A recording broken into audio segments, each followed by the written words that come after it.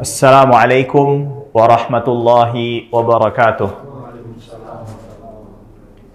Innal hamdalillah nahmaduhu wa nasta'inuhu wa nastaghfiruh wa natubu ilaihi wa nastahdihi wa na'udzu billahi min syururi anfusina wa min sayyiati a'malina. Man yahdihillahu fala mudhillalah wa man yudlil fala hadiyalah.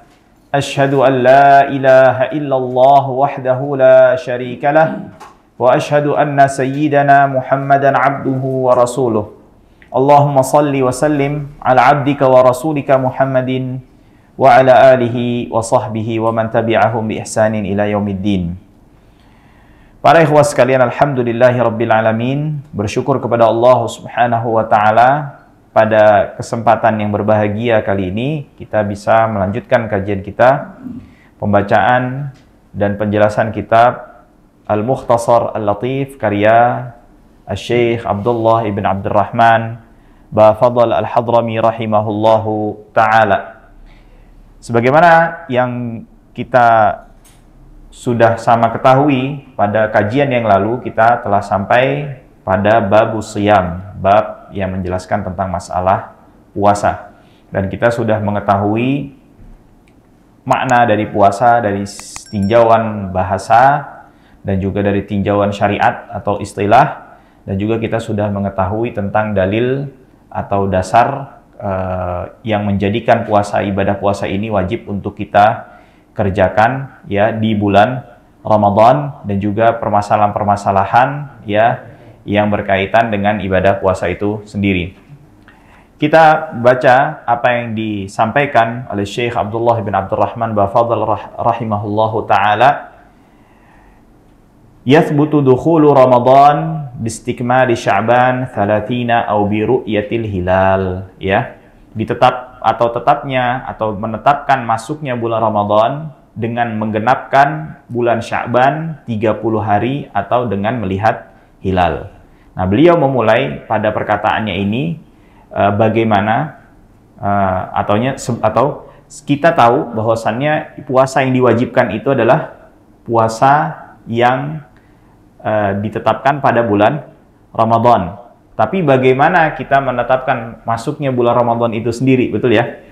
Nah, di sini Syekh rahimahullahu taala menjelaskan ada dua cara. Cara yang pertama adalah dengan menggenapkan bulan Sya'ban, ya. Yang dimana bulan Sya'ban ini adalah bulan sebelum daripada bulan Ramadan. Artinya bila Sya'ban ini setelah berlalu 30 hari, maka dipastikan keesokan harinya adalah hari pertama atau tanggal 1 daripada bulan Ramadan. Tetapi sebelum menggenapkan Sya'ban itu menjadi 30 hari itu ada proses yang harus dikerjakan atau yang dilalui terlebih dahulu, yaitu adalah proses melihat hilal, ya. Karena hal ini berdasarkan sabda Nabi Muhammad sallallahu alaihi wasallam, sumu li ru'yatihi wa aftiru li ru'yatihi. Puasalah dikarenakan melihat. Melihat apa? Melihat hilal. Wa aftiru, dan berbukalah, artinya selesai daripada bulan Ramadan dikarenakan telah melihat hilal. Fa in ghummiya alaikum au ghubbiya, di dalam riwayat alaikum, jika hilal tidak terlihat, ya, fa akmilu iddata Sya'ban 30, maka genapkanlah bilangan daripada bulan Sya'ban itu menjadi 30. Jadi di sini Nabi Muhammad SAW memberikan sebuah arahan dan ajaran kepada kita semua di dalam penetapan bulan atau memasuki tata cara di dalam menetapkan memasuki bulan Ramadan dan keluar daripada bulan Ramadan masuk ke bulan Syawal, itu dengan proses melihat hilal terlebih dahulu. Bila hilal tidak terlihat dengan berbagai macam sebab, apapun sebabnya, bisa karena mendung dan lain sebagainya, ya. Tentu ini yang mengetahui ini, yang perinciannya itu sebab-sebab tidak terlihatnya hilal ini adalah ahli falak, ya, dan ahli astronomi, ya. Apapun itu, selama tidak terlihat langsung, ya, maka kita diharuskan untuk apa? Untuk menggenapkan bilangan Sya'ban itu menjadi 30 hari. Lalu bila ada yang melihat, ya, jadi ketika ada orang-orang yang berusaha untuk melihat hilal atau sekelompok, ya, tim yang diperintahkan atau diberi mandat oleh pemerintah setempat untuk melihat hilal, memantau hilal itu, ada yang melihat. Apakah dengan cukup melihat saja langsung bisa kita menetapkan besok itu bulan Ramadan? Enggak. Di sini Syekh mengatakan wa yakfi syahadatu adlin. Diharuskan, ya, orang yang melihat tersebut, ya, untuk menyampaikan persaksian di depan hakim, ya, atau qadhi bahwasannya dia telah melihat hilal. Lalu kriteria orang yang bisa diterima persaksiannya itu apa? Beliau mengatakan syahadatu adlin, orang yang adil.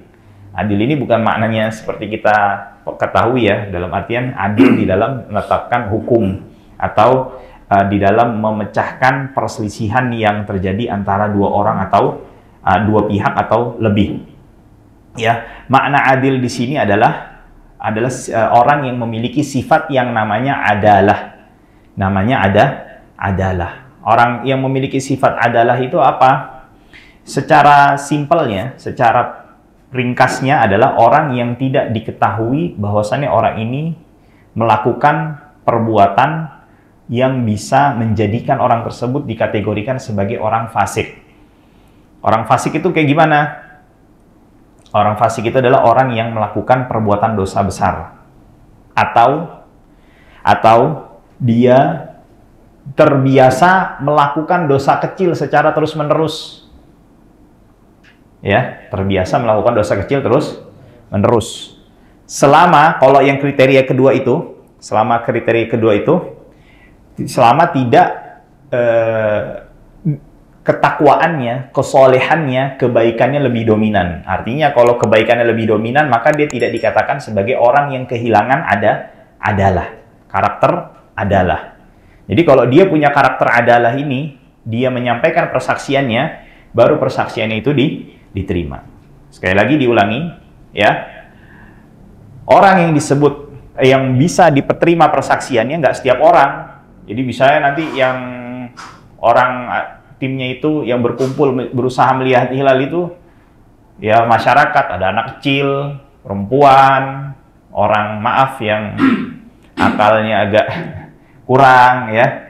Apakah setiap orang di situ yang kebetulan ada yang melihat itu pasti diterima? Kan pertanyaannya begitu kan?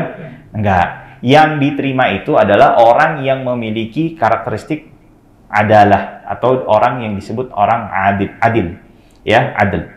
Nah, orang adil ini apa? Secara singkatnya, ringkasnya adalah orang yang tidak diketahui melakukan perbuatan dosa besar, atau, ya, terbiasa melakukan dosa kecil, ya.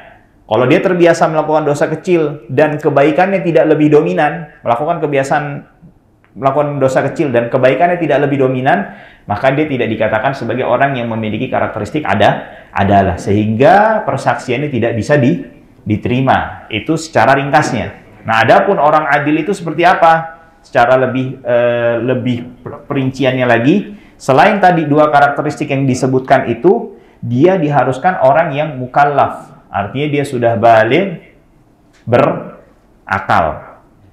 Ya, artinya kalau anak kecil dia ngelihat hilal nih, ya, terus kan penetapannya yang kedua adalah apa? Kan harus disampaikan ke qadhi, ya kan, disampaikan ke hakim persaksian, maka persaksiannya tidak bisa diterima. Lalu juga adalah laki-laki, harus laki-laki. Lalu hurran, dia orang merdeka. Rasyidan, orang yang gerak-geriknya atau perilakunya, ya, lurus, ya. Dza muru'ah, menjaga norma yang berlaku di masyarakat, ya. Yaqadatan natiqan sami'an basiran, dan juga akalnya itu, ya, penangkap, artinya dia bukan orang yang lalai, ya, juga bisa berbicara, punya pendengaran yang baik dan penglihatan yang baik. Ya, karena dikhawatirkan sebagaimana diriwayatkan, ya, wallahu alam, kalau anda nggak salah ingat, sahabat Anas bin Malik, ya, karena beliau ini salah satu sahabat yang didoakan Rasulullah SAW punya umur panjang, ya. Biasanya umumnya orang yang sudah memiliki umur lanjut ini, apalagi sampai 100 tahun seperti Anas bin Malik ini, umumnya ya, kita bicara umumnya, itu matanya kadang-kadang suka kurang awas kan, ya, betul ya. Anas ini ya namanya orang punya alis agak panjang, nah terus agak panjang dan pasti umumnya beruban kan, ada ubannya. Atau waktu berusaha melihat hilal, saya lihat hilal, ternyata uban. Nah itu dia. Jadi ada orang yang adalahnya tidak diterima itu bukan berarti dia orang jelek ya, nggak mesti. Tidak, bisa jadi dia orang soleh, orang baik, tapi tidak memenuhi kriteria sebagai seorang yang bisa menyampaikan persaksian di depan hakim. Karena bisa jadi perempuan tidak bisa diterima persaksian di depan hakim. Apa lantas perempuan itu buruk? Enggak. Tapi untuk seperti ini ada kriteria khusus yang bisa diterima. Nah, di sini Syekh mengatakan syahadatu adlin, cukup satu orang saja, cukup satu orang untuk menetapkan masuknya bulan Ramadan. Ya, hal ini berdasarkan hadis yang diriwayatkan Imam Abu Dawud, tara an-nasu al-hilal fa akhbartu Rasulullah sallallahu alaihi wasallam. Saya, kata sahabat Ibnu Umar, waktu orang melihat hilal, berusaha melihat hilal, saya menyampaikan kepada Rasulullah, mengabarkan kepada Rasulullah sallallahu alaihi wasallam, anni ra'aituhu, saya melihatnya. Abdullah bin Umar, laki-laki dewasa dan seterusnya, intinya kriteria adalah itu ada pada diri beliau. Ya, fasamahu wa amara an-nasa bisiyamih. Lalu beliau memerintahkan manusia untuk puasa keesokan harinya, artinya beliau menetapkan bahwasanya esok hari adalah bulan Ramadan. Nah, jadi intinya penetapan memasuki bulan Ramadan itu ya selain melihat hilal harus adanya persaksian yang disampaikan di hadapan qadhi atau hakim ya, dan juga harus mendapatkan persetujuan dan penetapan daripada hakim. Baru setelah ada penetapan itu bulan Ramadan atau puasa wajib bersifat umum. Nah, apakah bisa bersifat khusus? Bisa. Maksudnya bagaimana saat bersifat khusus? Misalnya, ada anak kecil, dia ngelihat hilal, dan dia ini anak, Masya Allah, alim misalnya nih anak ini, dia ngerti tentang astronomi, dia tahu ini hilal. Tapi posisinya nih anak kecil apa? Belum balik. Bisa nggak dia untuk menyampaikan persaksian dan diterima persaksiannya? Tidak, karena tidak memenuhi kriteria sebagai orang yang adil. Nah, maka anak kecil ini harus puasa keesokan harinya, tapi hanya untuk dirinya saja dan orang-orang yang ada di sekelilingnya atau orang-orang yang mempercayainya. Tapi tidak berlaku untuk secara umum. Jelas ya? Atau misalnya ada perempuan lihat, ya kan? Seorang perempuan aja, nggak ada lagi yang lihat. Ya, saya nih seorang perempuan nih, Masya Allah, dia seorang yang memiliki keilmuan tentang astronomi yang mendalam.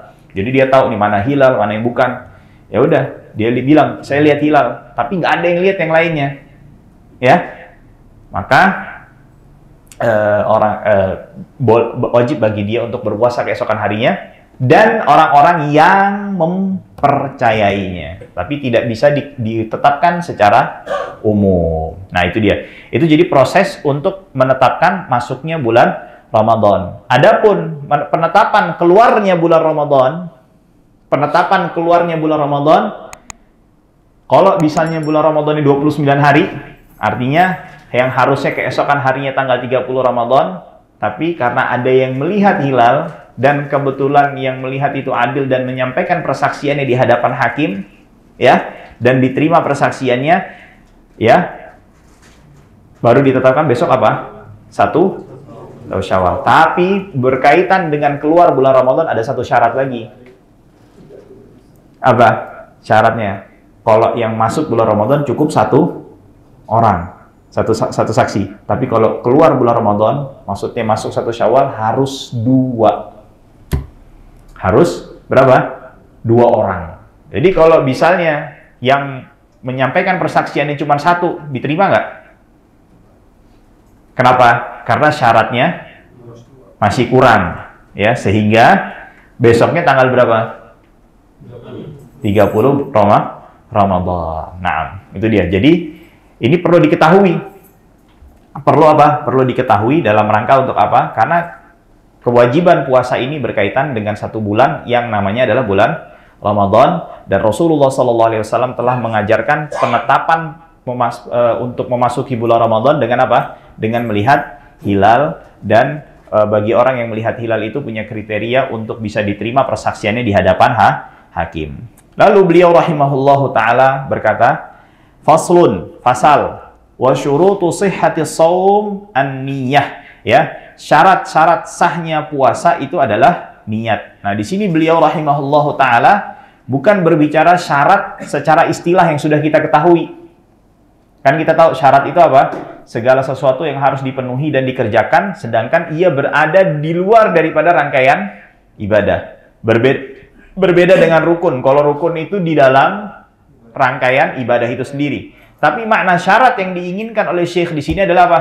Setiap hal yang harus dipenuhi, baik di luar maupun di dalam ibadah puasa itu sendiri.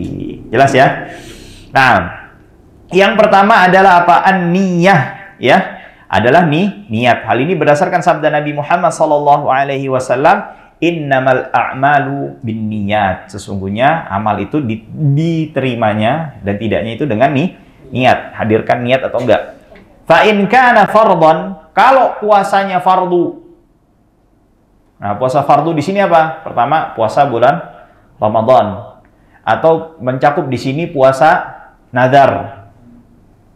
Ada orang nazar, ya, saya puasa, misalnya ada orang mengatakan saya bernazar untuk Allah untuk puasa 3 hari di bulan Syawal, misalnya gitu. Nah, Syawal ini ada yang puasa wajib? Nggak ada kan? Tidak jadi wajib kan?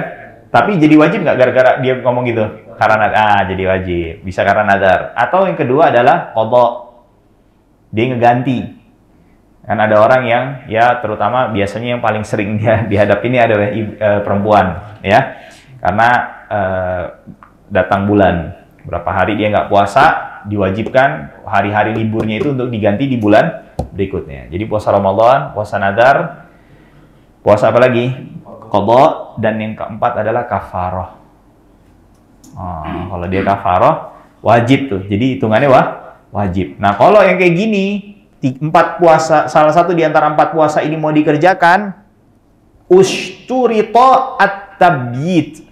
Ya, disyaratkan tabyid. Tabyid itu apa? Menghadirkan niatnya itu di waktu malam.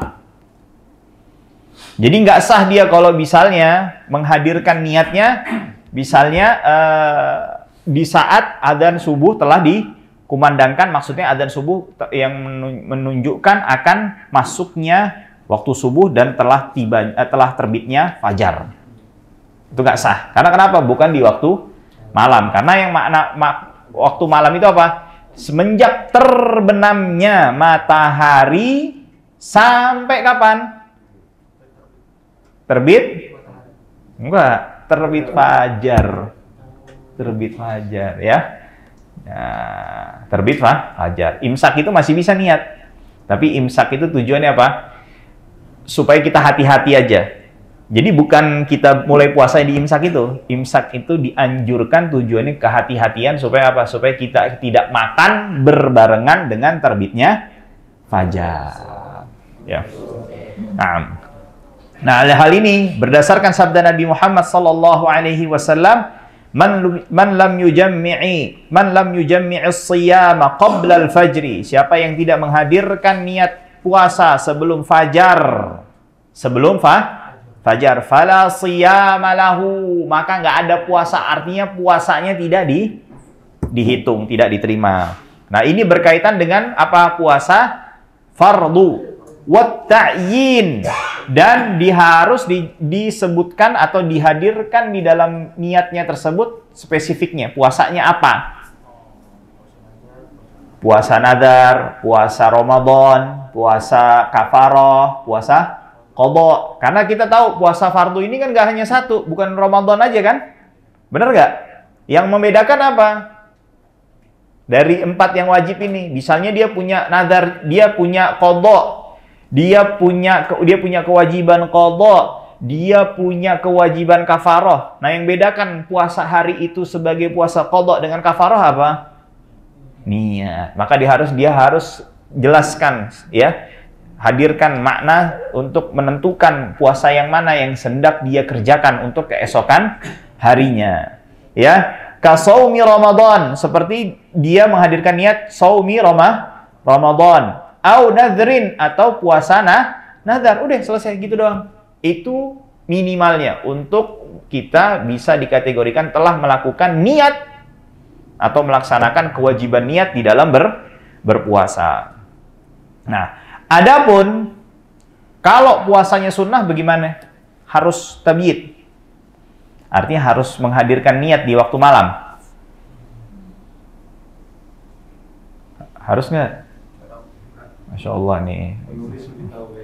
Penulis lebih tahu ya.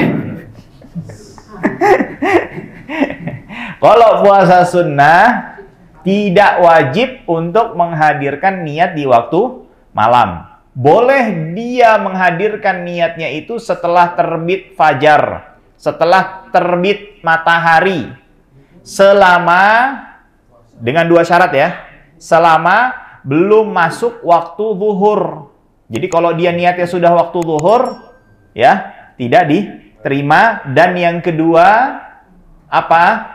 Dia belum melakukan apa-apa saja yang dikategorikan sebagai pembatal puasa.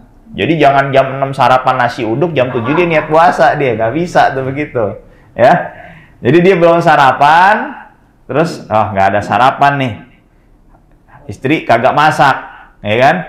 Ya udah deh puasa dah, ya begitu ya. Nggak puasa sunnah, tapi dia mendapatkan pahala sunnahnya, pahala puasanya ya sebesar waktu puasa yang dia lalui. Misalnya di Indonesia ini kan kurang lebih sekitar 13 jam ya, Indonesia ya kurang lebih ya. 14 jam. Ya, 14 jam. Ternyata dia setelah 2 jam lewat dari waktu terbitnya fajar, dia baru niat tuh. Maka dia dapat pahalanya 12 jam puasa. Jelas ya? Nah, itu yang dijelaskan oleh para ulama. Hal ini berdasarkan berdasarkan hadis Nabi Muhammad SAW, ya. Ya, berdasarkan hadis Nabi Muhammad SAW. Ya. Yang diriwayatkan Imam Muslim, ketika itu Nabi Muhammad SAW masuk ke rumah, lalu beliau nanya kepada Sayyidah Aisyah, kepada salah satu orang istrinya, ada sarapan nggak di rumah? Nggak ada, katanya. Nggak ada ya Rasulullah. Terus Rasulullah marah tuh kayak gitu tuh. Enggak. Beliau mengatakan apa? Fa inni idzan shaim. Kalau begitu saya puasa hari ini, ya. Karena memang istri itu nggak wajib masakin kita. Hah? Benar, betul, nggak wajib masakin kita. Tapi kalau itu bagian daripada sunnah, dari perbuatan-perbuatan yang meningkatkan, membangkitkan, merawat keharmonisan, kecintaan di antara suami istri. Kalau berpikirnya istri nanti nggak mau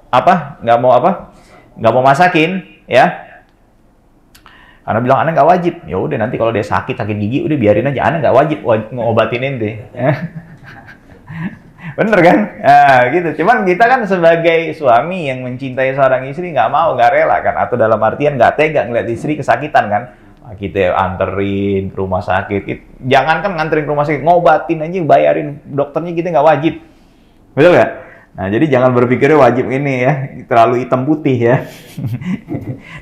dalam masalah rumah tangga, ini jadi rumah tangga nih. Nah, adapun ya, kalau misalnya puasa sunnahnya itu pada waktu-waktu khusus kayak besok nih, Asyura ya. Nah, itu harus juga ditentukan. Jelas ya? Jadi besok nawaitu shauma Asyura atau nawaitu tadi nawaitu Tasu'a. Nah, itu harus dihitungkan. Karena kenapa? Karena ada puasa-puasa yang sifatnya umum. Bisa jadi ada orang yang puasa Daud. Daud kan harinya selang-seling. Bisa jadi nanti hari Selasa, hari ini kayak gitu kan. Nah, atau Senin Kamis. Senin Kamis ini ya udah pokoknya dia berpuasa di waktu Senin, di waktu Kamis. Apapun momennya. Nah, kalau yang tadi tuh kayak ada tanggal-tanggal khusus kayak Syawal ya. Terus hari Arafah ya. Terus juga Tasu'a, Asyura. Ayamul Bid ya, yang tanggal-tanggal khusus ya, itu dia harus hadirkan juga tuh. Dia harus tentuin tuh niatnya apa ya.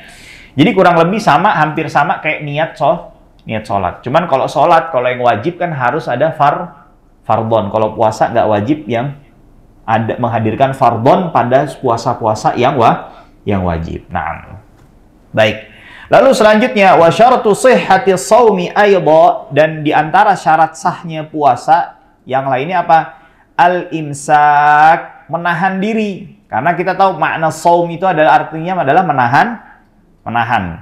Dari apa? Anil jima'i amdan, daripada berhubungan intim secara sengaja.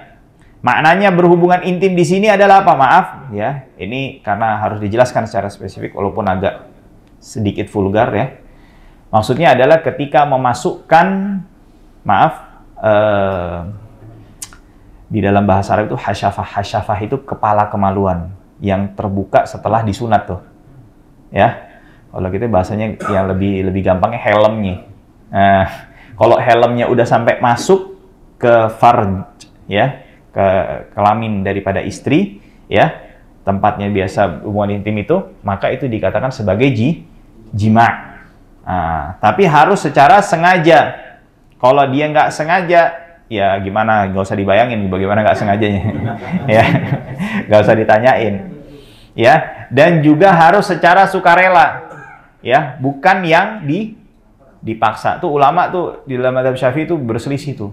Emang bisa berhubungan istri bukan dipaksa, ya kan? Karena kan ya udahlah.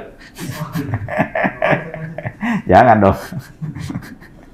Nah, secara sengaja, dan dia juga harus ingat kalau dia sedang berpuasa. Jadi kalau misalnya tidak sengaja atau tidak ingat atau dia dipaksa berhubungan intim, itu tidak mengakibatkan puasanya batal. Nah, misalnya ya ini agak sedikit kasih penjabaran lebih luas sedikit ya. Misalnya ada suami istri di waktu sahurnya melakukan hubungan suami istri. Ketika di tengah-tengah hubungan suami istri itu tiba-tiba adzan subuh. Apa yang harus dilakukan? Dia harus langsung cabut. Ya. Kalau dia teruskan, batal. Kalau misalnya dia langsung cabut, tidak batal walaupun ketika dicabut itu suaminya terjadi ejakulasi, ya. Kayak gitu. Karena sebuah kaidah ma yatawalladu minal ma'duni fahuwa ma'dun. Kurang lebih begitu bunyi kaidahnya. Setiap yang timbul daripada sesuatu atau pada kondisi yang diizinkan, maka itu juga diperbolehkan. Walaupun tahu kan kita mengeluarkan mani itu membatalkan puasa, tapi itu ditimbulkan dari apa? Dari waktu dan momen yang diizinkan gitu. Nah, kalau ada orang yang melakukan hubungan intim pada saat puasa bulan Ramadan, konsekuensinya apa? Ada 4. Pertama, dia dosa. Yang kedua, dia kalau kewenangan hakim untuk mentakzir. Takzir itu memberikan hukuman, ya, hukuman. Lalu dia diharuskan untuk mengganti puasa yang batal tersebut. Dan di hari itu dia harus imsak. Artinya bukan, anu udah batal, makan minum aja. Nggak bisa begitu. Ya, tetap dia harus seperti orang puasa.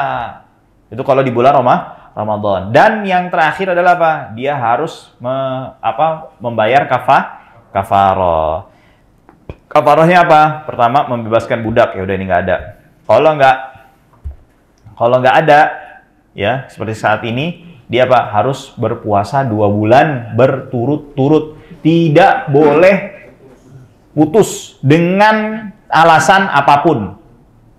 Mau kata dia safar, dia sakit. Kalau dia sampai sakit, ya misalnya di hari keberapa? Misalnya 59 hari, ya. Toto di hari ke-57, 58, dia sakit. 1 hari misalnya, ya. Besoknya dia ngulang lagi dari pertama. Jelas ya? Nah. Kalau dia tidak mampu, dia harus ngasih makan orang miskin sebanyak 60 orang, ya, 60 orang. Baik. Lalu selanjutnya, dan dia menahan diri dari apa? Wa'anil istimna'i, daripada mengeluarkan air mani, ya, dengan lewat proses adanya sentuhan, ya, proses sentuhan, ya, kontak fisik, ya, baik dengan istri ataupun tidak dengan istri, ya. Oh maaf, ada satu permasalahan yang tadi sedikit kelewat. Kalau misalnya ada orang yang melakukan hubungan intim dengan suami istri, ya, yang wajib membayar kafaroh siapa? Suami saja, istri tidak diwajibkan. Jadi istri tetap wajib yang tadi selain daripada kafaroh, udah itu aja.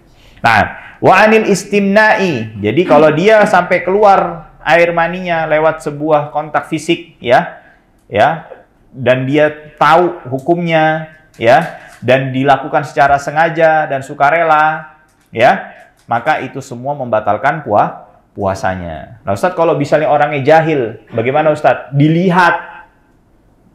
Jahil yang diberikan uzur pada masalah ini adalah orang apa? Pertama, orang yang baru masuk Islam. Kedua adalah orang yang tinggal jauh daripada ulama atau orang-orang yang memiliki ilmu tentang permasalahan ini sehingga dia sulit untuk bertanya. Nah, jadi makanya kalau ada majelis-majelis seperti ini nih, wajib kaum muslimin untuk apa? Untuk hadir, datang. Jangan sampai dia melakukan kesalahan yang kategorinya tidak bisa ditolerir. Nah, akhirnya apa?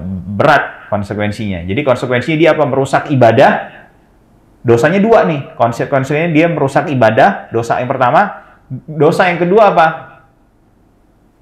Lalai di dalam memahami syariat yang wajib untuk dia kerjakan. Nah, lalu yang selanjutnya adalah apa? Wa anil istiqaati. Dan dia diwajibkan untuk menahan diri daripada muntah dengan secara sengaja. Artinya kalau muntahnya tidak dengan sengaja dikarenakan sakit, ya, mual pada perutnya sehingga dia muntah, nah itu tidak membatalkan puasa. Adapun kalau misalnya dia muntah sengaja dengan misalnya memasukkan jarinya ke mulutnya, ya, atau melakukan hal-hal apapun yang dia niatkan tujuannya agar dia bisa muntah, ya, itu semua membatalkan puasa. Hal ini berdasarkan sabda Nabi Muhammad SAW, "Man dzara'ahul qai'u", siapa yang dikalahkan daripada muntahnya, artinya dia tidak bisa menahan muntahnya, fala qada'a alaihi, maka dia tidak ada kewajiban untuk melakukan qada, artinya puasanya tidak batal. Wa man istaqa'a fa alaihi al-qada, siapa yang muntah dengan secara sengaja, baru dia wajib untuk apa? Untuk mengganti dan puasanya batal. Lalu yang selanjutnya adalah wa an wusuli ainin ila ma yusamma jaufan, dan memasukkan satu zat, ya, benda, ya, ke dalam ke bagian tubuh yang disamakan jauf. Jauf ini rongga. Seperti apa? Perut, dada, dan juga ke kepala. Ini semua kalau misalnya anggota tubuhnya dihilangkan, kayak otak yang ada isinya, berongga nggak langsung? Hah? Berongga kan? Nah, kalau misalnya ada yang memasukkan ke dalam bagian tersebut, ya, maka semuanya apa? Maka wajib atau puasanya menjadi batal dan diwajibkan untuk qadha. Sedikit maupun banyak yang dia masukkan. Makanan yang menjadi makanan ataupun yang tidak menjadi makanan. Misalnya ada yang ngelem logam misalnya. Misalnya gitu. Nih atau ini mau apa deh. Ya, dia nelen logam. Ya gitu. Logam makanan bukan? Enggak, ya tapi atau misalnya apa? Nelen apa tuh yang peluru anak bocah yang biasa buat pistol-pistolan tuh. Pelor ya. Nah, dia telan tuh kayak gitu. Itu membatalkan puasa. Mengapa demikian? Karena Nabi Muhammad SAW berkata kepada sahabat Laqit ibni Sabirah, "Wabaligh fil istinsyaq." Dan kalau beristinsyak itu kalau masukin air ke dalam hidung itu, ya, secara kuat-kuat kata Rasulullah. Illa antakuna shaiman, kecuali kamu dalam kondisi berpuasa. Kenapa dilarang waktu puasa? Karena khawatir masuk. Kalaupun masuk sebanyak apapun, sebanyak apa sih air yang bisa masuk lewat hidung tersebut? Paling beberapa tetes. Itu menunjukkan apa? Kalau misalnya ada orang yang menghirup air ke hidung dengan secara kuat-kuat ya, waktu puasa, terus airnya sampai masuk ke dalam, itu membatalkan puasa. Dan di situ menunjukkan apa? Setiap apapun yang masuk ke bagian dalam tubuh yang berongga lewat apa? Lewat jalur yang terbuka, itu semua membatalkan puasa, ya. Kabatini udunin, sebagaimana bagian dalam telinga. Au ihlilin, atau ihlilnya apa?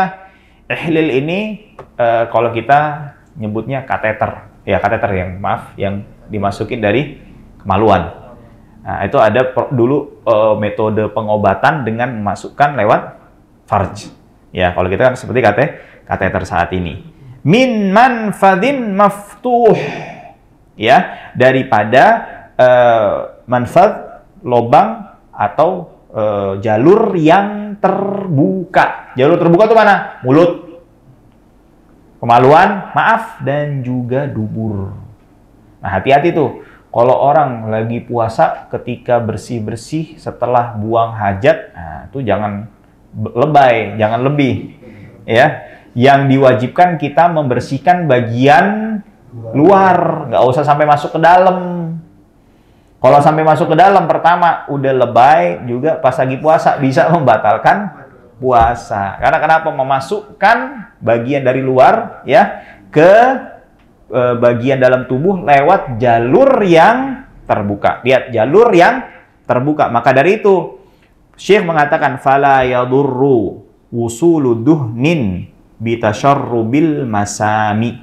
Tidak membahayakan, tidak membatalkan ketika terserapnya minyak atau lotion kalau kita lewat pori-pori. Karena pori-pori ini bukan jalur terbuka. Nah, tadi dikatakan di awal kalau yang masuk ini adalah zat, ada bendanya. Tapi kalau asarnya, bekasnya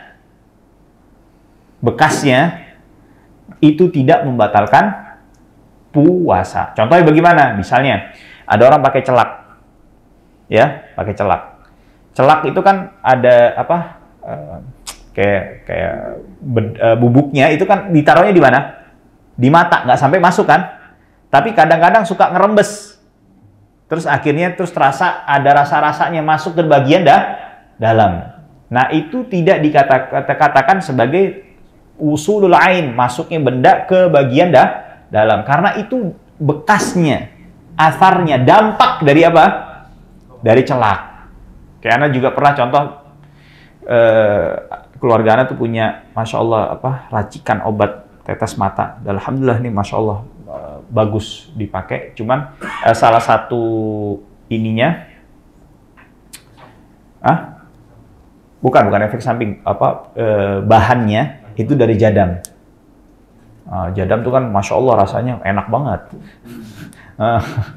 pahit banget. Nah, jadi pernah ana teteskan ke mata ana, ya.